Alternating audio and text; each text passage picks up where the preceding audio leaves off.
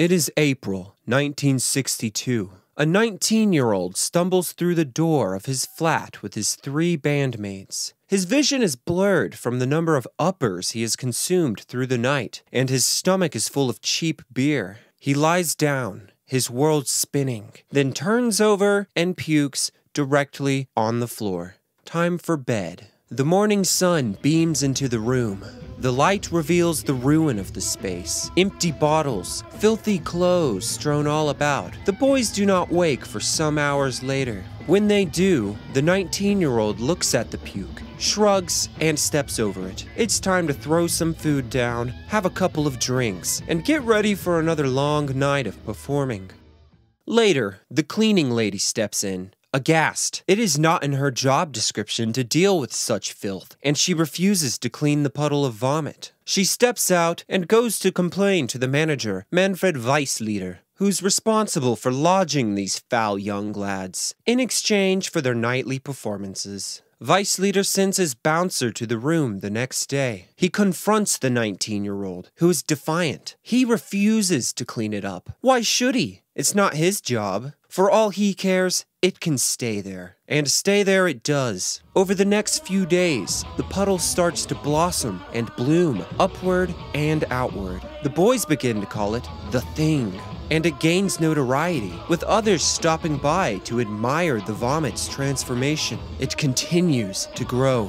I'm frightened to sleep in case it eats me, says the 19-year-old. Finally, the manager loses his patience. He storms into the room with a shovel and scoops the fetid mass up off of the floor. No! It's our pet, yell the boys, but it falls on deaf ears. The manager walks out the door, takes the creature down the street, and dumps it. But the 19-year-old can't help but smile. He has won. His name is George Harrison, and the band he plays with call themselves the Beatles. And in a little under 2 years, they will be some of the most famous people on the planet. Welcome to the Beatles in Hamburg.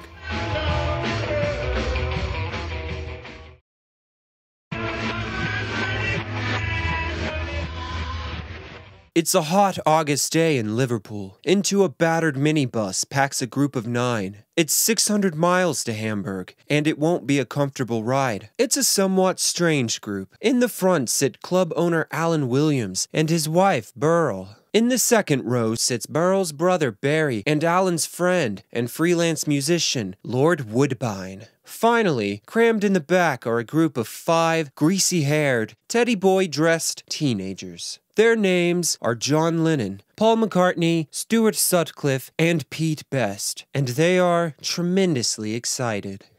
This was a lucky break for the boys, and for Alan Williams as well. In a chance encounter, Alan had crossed paths with another club owner, Bruno Koschmieder, at a coffee bar in Liverpool. Bruno just happened to be on the hunt for some British groups to perform at his venues across the Reeperbahn, in the St. Pauli area of Hamburg, and Alan was just the man for the job. Alan recommended a number of groups to Bruno: Cass and the Casanovas, Rory Storm and the Hurricanes, Jerry and the Pacemakers, but none of them were available. Well then, Alan said, we do have a group of some very young local lads, and they're a bit rough, but they have good energy. The band was named the Beatles. In the 3 years since John and Paul had met, they had only made small strides as a performing act, achieving some local visibility, but little else. In autumn 1959, they had entered but failed to progress beyond the preliminary regional stages of Carol Levis's TV Star Search. And in May 1960, they had been rejected, largely as a result of Sutcliffe's lack of ability on bass guitar, as a potential backing group for Billy Fury. Apart from occasional appearances at the Casbah and Alan Williams' Jacaranda Club, their only real success had been as the temporary backing group for Liverpool singer Johnny Gentle. When we started off, we had a manager in Liverpool called Alan Williams, who was a small bloke, a little sort of high voice, little Welsh accent. Yeah, all right, lads. He was a great bloke, a real good motivator. He was very good for us at the time, you know. And he eventually got us an audition that was held at one of his clubs called the Blue Angel. So we showed up there, half the groups in Liverpool showed up there. I think all the groups in Liverpool showed up that day. We eventually got the audition. Our only disappointment was, though, all the people in his stable were like Marty Wilde. They all had kind of very furious names. Billy Fury, somebody Tempest, Storm. They were all tempestuous names, you know. And of course we thought, well, this would be great, you know. Well, we ended up with this bloke called Johnny Gentle. And now suddenly, here they are, being carted off to Hamburg on what will almost be 4 straight months of consistent work and pay. And they would each receive £17.50 a week. Not a bad wage, considering the average weekly pay in the UK at the time was £14.10. And of course, more than anything, they yearned for adventure, excitement, and Hamburg at that time had a considerable, somewhat seedy reputation. A particular reputation that was very exciting for a group of boys in their later teens. After setting off from Liverpool, they made a stop in London to pick up a friend of Bruno's to bring along to Hamburg, and then drove up onto the overnight ferry to the Hook of Holland. On August 16th, they arrived in Hamburg, 36 hours after their departure from Liverpool. They made their way through the city into the Reeperbahn, where Bruno's clubs were located. Drummer Pete Best recalls, "We could only gape in sheer wonder when we hit the Reeperbahn, a jungle of neon and sex, where every other door seemed to lead to a place where girls were taking their clothes off. We watched the toots parading the wide pavements in front of garish joints that advertised, 'Girls, girls, girls.' They were grabbing passerbys by the lapels or collars and almost hauling them through the entrances." The Beatles' excitement increased when they reached the Kaiserkeller Club and met Bruno for the first time. The club had only been open for a few months, and its size, maritime-themed decor, and modern sound system were vastly more impressive than those of the venues they had been used to in Liverpool. However, their happiness was short-lived. First, they learned that they were scheduled to appear not at the Kaiserkeller, but at the infinitely less attractive Indra Club, Bruno's other strip club, located down the same street. It was a small and seedy place, and when the Beatles were taken by that evening, there were only a few ghoulish customers at the bar. Secondly, their accommodations were not, as they expected, in a boarding house, but in the back of a cinema, the Bambino. They were presented with 2 tiny, concrete-walled, poorly lit rooms. In fact, they had no lighting at all. Here, they slept on army bunk beds, and their bathroom was the gentleman's toilet, which was shared with patrons at the cinema. And finally, they were informed that the terms of their contract obliged them to be on the stage far in excess of anything they had attempted before. 4.5 hours nightly from Monday to Friday, and 6 hours on Saturday and Sunday, and their work was to begin the very next evening. Things were not smooth sailing. Their debut on Wednesday was by no means a success. The unfamiliar surroundings, Stewart's lack of musical talent, and Pete's unfamiliarity with the group's repertoire resulted in a turgid and plodding performance. Pete had only very recently been recruited by the Beatles, so that they would even have a drummer on their trip to Hamburg. So this Alan Williams came to us and said, "Okay, lads, you can have this job in Germany. The only problem is you've got to be 5 people." He's asked for a 5-piece band. At that point, Paul was the drummer because all the drummers didn't show up. And so that's when I said, okay, I remember this guy who went up to this club and they were going to, Pete Best, and he had this drum kit for Christmas. The Beatles were accustomed to playing before a tightly packed mass of teenagers, easy to please, easily excited, the band's lack of true stagecraft made up by the fact that they were easy on the eyes. The Hamburg crowd was not as easily swayed. Now, Bruno had hoped that the introduction of the young British group would bring a new energy to the dingy club and bolster its reputation just a bit. This was not the case, and Bruno began to bring the whip down upon the boys. His barked instruction, "Mach Schau," meaning put on a show, quickly became the Beatles' mantra. We developed our style because of this fellow he used to say, you've got to make a show for the people. And he used to come up every night shouting, "Mach Schau." So we used to Mach Schau, and John used to dance around like a gorilla, and we'd all, knock our heads together and things like that.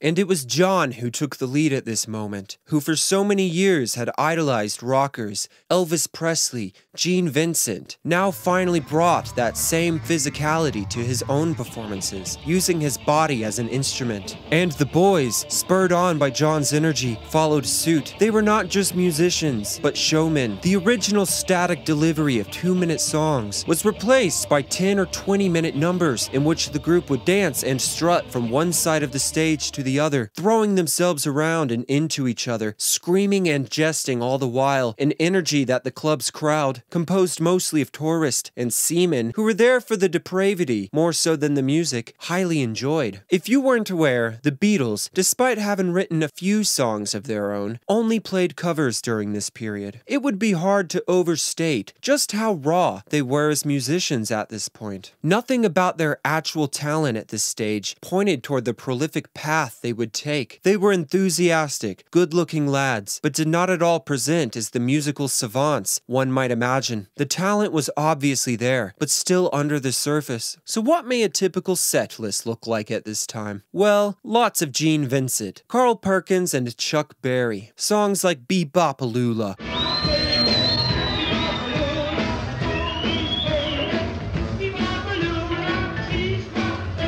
Blue Suede Shoes, Sweet Little 16,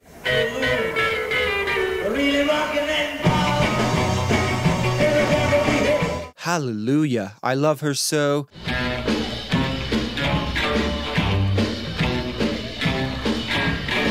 Johnny B. Good.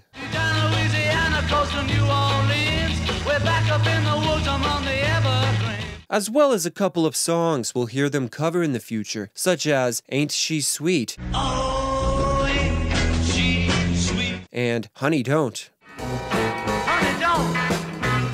Well, honey, don't. And as time goes on, we'll hear them playing most of the covers that are sprinkled throughout their early albums. Their popularity grew, and the boys, in order to physically manage the demands of performing for several hours a night, 7 nights a week, began, like most of the performing acts in the area, to lean on the use of uppers, amphetamines, Purple Hearts, Preludin. That was a point of our lives where we found uppers, pills. Preludin, they were called, and you could buy them off of the counter, so we never thought we were doing anything, but you'd get really wired, and that's the only way we could continue. It gave them the energy they needed, and more so, they enjoyed them. We used to just be up there frothing, at the mouth, just foaming, just stomping away. All except for Pete Best, undoubtedly the straightest of the bunch, and he steadfastly withheld from the use of the drugs. So he remained cool and calm at the back of the stage, while those in front of him grew increasingly more erratic, strange, and violent, especially John,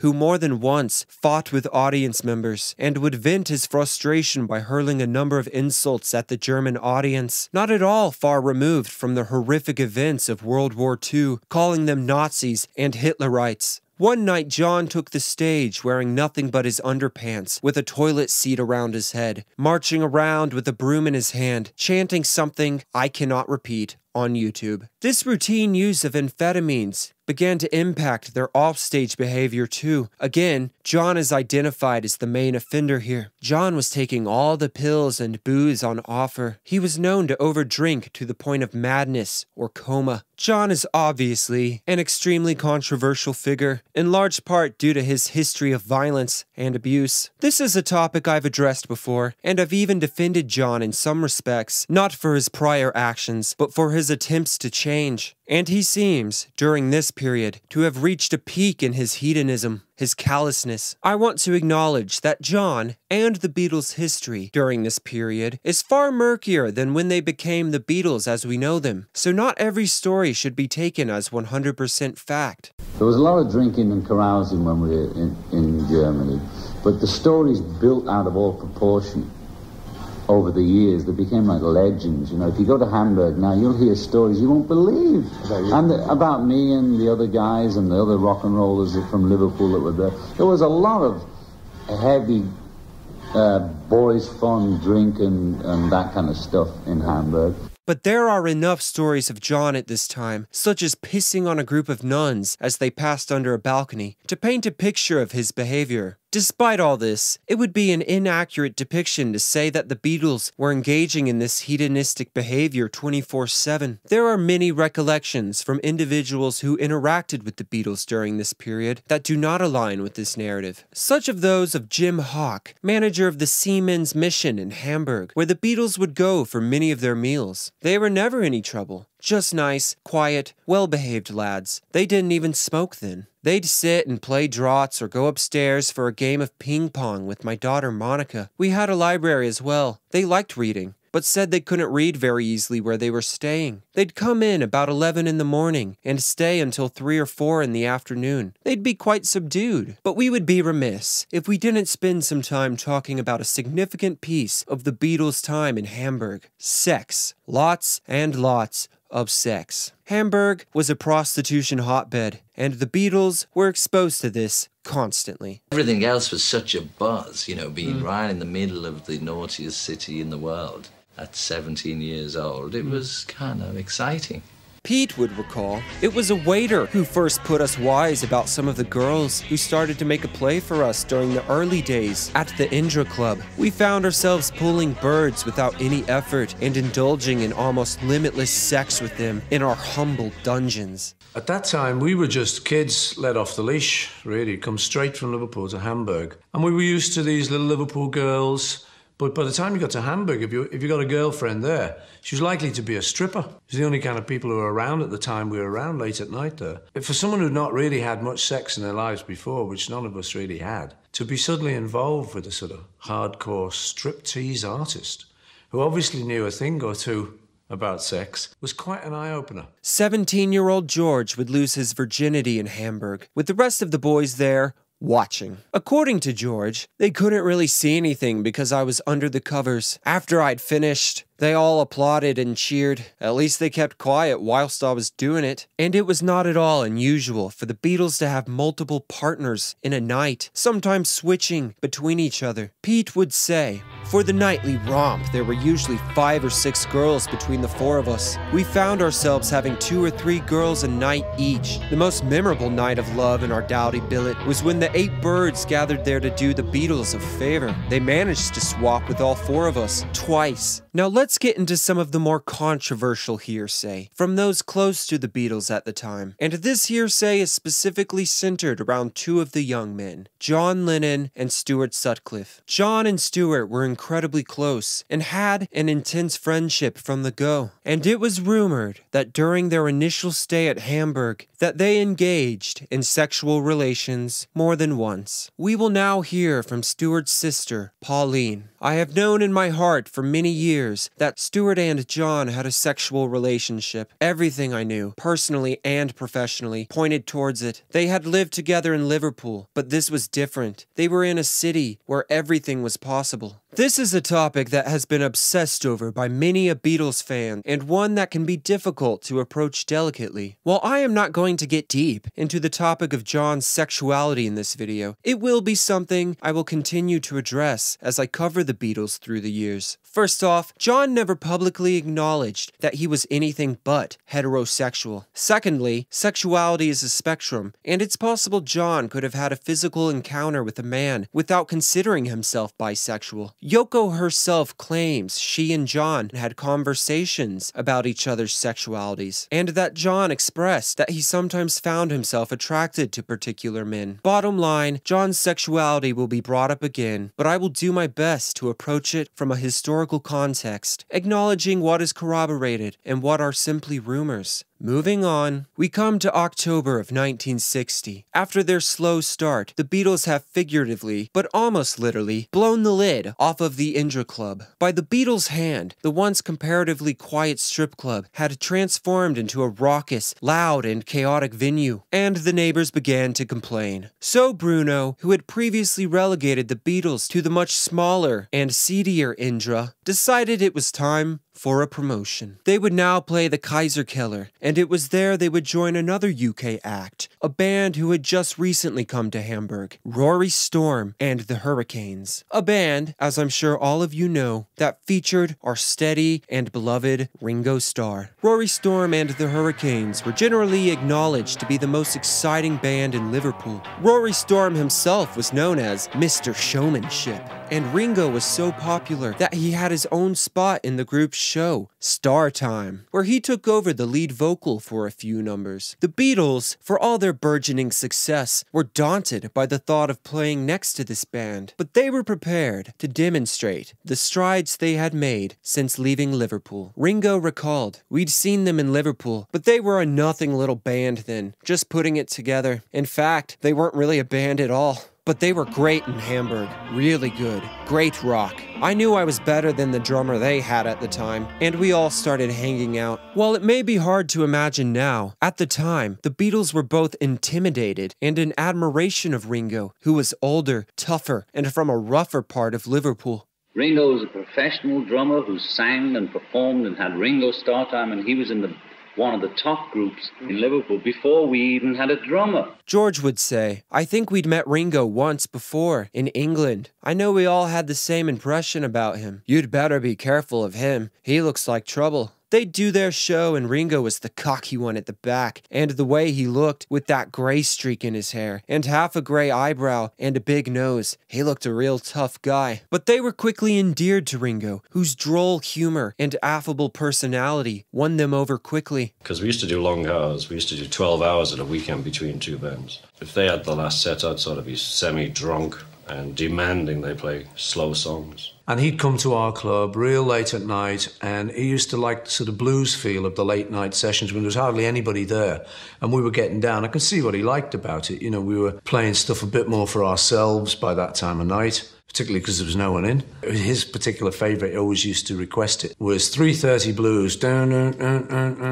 Pete's impending replacement was still nearly 2 years off, and while Ringo was undoubtedly the more gifted drummer, his eventual usurping of Pete was in large part due to just how well he got along with the rest of the boys, compared to Pete, who was far more withdrawn. Ringo was not to be the only significant connection the Beatles would make in Hamburg. In England, the youth counterculture was almost definitively the Teddy Boys, and it was the Teddy Boys the Beatles emulated. But Germany and Hamburg had their own strains of counterculture, such as what was called the Exes. The Exes were influenced by the existentialist in Paris, the young artist, musicians, and free spirits one saw on the boulevards and in the cafes on the left bank. They were demonstratively carefree, anti-bourgeois, and wore their clothes and hair in a disorderly fashion. And the friends the Beatles made in Hamburg fell right into that characterization. The ones who became our real friends were the ones who are known now as Klaus Bormann, Jürgen Vollmann, and Astrid, who took all the famous photographs of us at that period. They weren't really rockers or mods like we'd seen. They were something in the middle. They called themselves Exes, existentialists. They were art students, really.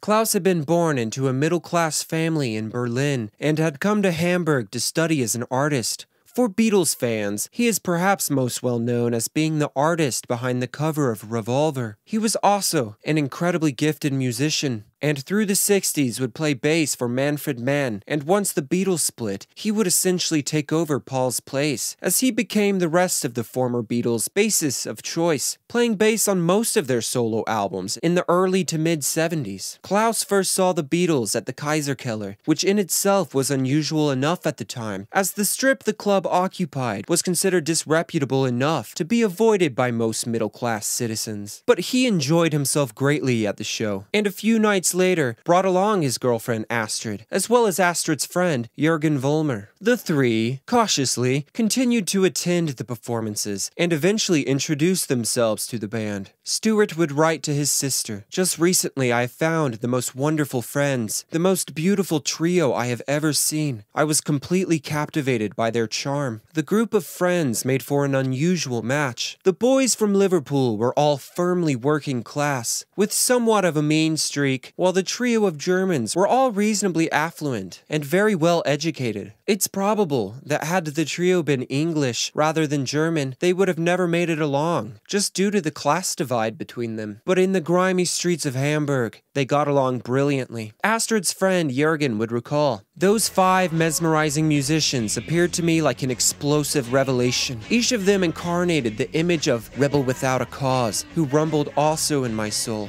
But unlike me, they could shout out their frustrations and their lust for life to the liberating rhythm of rock and roll." Perhaps the most significant documentation of this friendship can be seen through the photographs Jürgen and especially Astrid would take of the boys. The photographs synonymous with the band's early days and the definitive depiction of their time in Hamburg. They are beautiful photographs and just another small piece of the band's enormous mythos, a piece we owe entirely to these young Germans. The Beatles, still young, raw, and insecure, in these photos look effortlessly confident, cool, and iconic. The photos are composed artistically rather than commercially, which make them stand apart against the thousands of lifeless stills taken of performing groups at this time. And while they both took photos of the boys, Astrid was especially gifted. As George Harrison recalls, "Astrid was responsible for our whole image. She said, 'Hold your head here, turn to the left.' All we did was pose." In the weeks that followed their meeting, Astrid began to grow a liking to Stuart, and she ended her relationship with Klaus to pursue him. The interest was mutual, and you can see the shift in Stuart's own personal style through the photographs Astrid took, as under her arm, he gravitated away from the greased teddy boy look and toward the more arty appearance of the Germans. But the largest shift was that in his interest, as Stuart, already the weakest musician of the group, began to grow disinterested in playing at all, instead finding his passion for art rekindled. As time went on, tensions would begin to grow between Stuart and the rest of the band. On October 15th, a monumental event occurred, although it seemed anything but at the time. Lou Walters, who was the bass player for Rory Storm and the Hurricanes, paid to have a record made up for himself, a recording of the George Gershwin classic, Summertime. It's summertime. And for the recording, the backing band was John, Paul, George, and Ringo. The Beatles continued playing the Kaiserkeller every single night, without break. As their notoriety grew, they began to realize that perhaps it was time to move on up once more. They were contacted by Peter Eckhorn, who was opening up a new club, a direct competitor to the Kaiserkeller, the Top 10 Club. Eckhorn reached out to the Beatles, and despite their contract with the Kaiserkeller running until the end of the year, they made a verbal agreement with Eckhorn to play at the new venue, which was to be much nicer than Bruno's. Not only that, Eckhorn also poached Bruno's bouncer, Horst, to whom he offered the position of club manager. They must have been enemies or something. So the Beatles played an audition performance at the Top 10 Club, which went well. At the new club, they were to play alongside Tony Sheridan and the Jets. Bruno was not at all happy about this, and with the Beatles under his contract, he made it clear he did not intend to allow them to breach this agreement. Despite this, the Beatles themselves made it clear, as soon as they could, they would no longer perform at the Kaiserkeller. And so, in response, Bruno retaliated. He informed the Hamburg police that one of these Beatles, George Harrison, was 17 and therefore legally unable to play in the clubs after 10 p.m. He was promptly deported and sent home to Liverpool. That ended up with us getting the gig to go to the Top 10 Club, and right before that happened, I got busted for being underage. Now, they had this kind of situation in Germany, which I'd never come across before, which was a curfew. And the police came one day and then they just booted me out. And that was right at a critical time because we'd decided we'd been offered a job to go to this other club. But this was not to be the end. Bruno, petulant as ever, forced the Beatles to complete the contract without their lead guitarist. So the Beatles, reluctantly, kept playing, at least for another week. Paul and Pete Best decided sometime in late November that they had had enough of Bruno and returned one night to collect their belongings. As we were leaving, me and Pete Best were packing up, and we were the last to leave. It's summertime. And he found a condom in his luggage. And what we did, just for a laugh, was outside in the corridor, concrete. There was nothing could have caught fire at all. We pinned it up on the wall, and for a boyish prank, we set fire to it. So it left a little sort of little black sort of rubber stain on the wall, and that was like, you know, right, we're going, hey, on to better things. But of course, the fellow wasn't pleased we were going to the new club anyway, because this was competition. So he immediately rang up the police, and we were just sort of walking down the Reeperbahn, sort of, come with me. And we were put in jail for about 3 hours, first time in our lives, you know. Bloody hell, German jail. They were immediately deported. John would leave 10 days later as his work permit had expired, and seeing as he had no band and no reason to stay, he too headed to Liverpool. But Stuart stayed behind, as he was sick at the time, but it was probably also in large part to stay there with Astrid. And Stuart to stay there because he decided to get verheiratet with Astrid.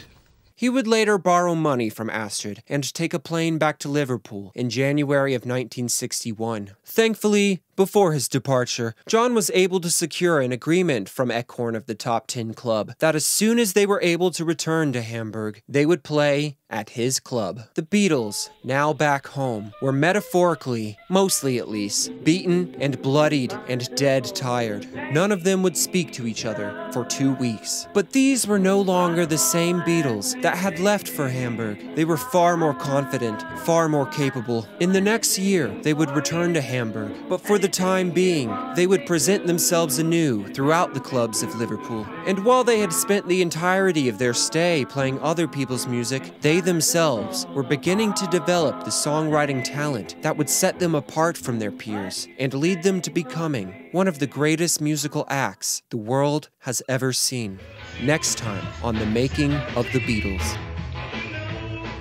If you enjoyed this video, please give it a like. And if you would like to continue the Beatles story, please consider subscribing and checking out the hours of content I currently have on my channel. Want to see more Beatles? I have a Patreon. For $1, you can watch videos early there, and for $2, you'll get exclusive content, including more casual podcast-type videos where me and my girlfriend, who is a new/first-time Beatles fan, listen and review the albums one by one from our differing perspectives. Any support you can give me on there helps me out so much.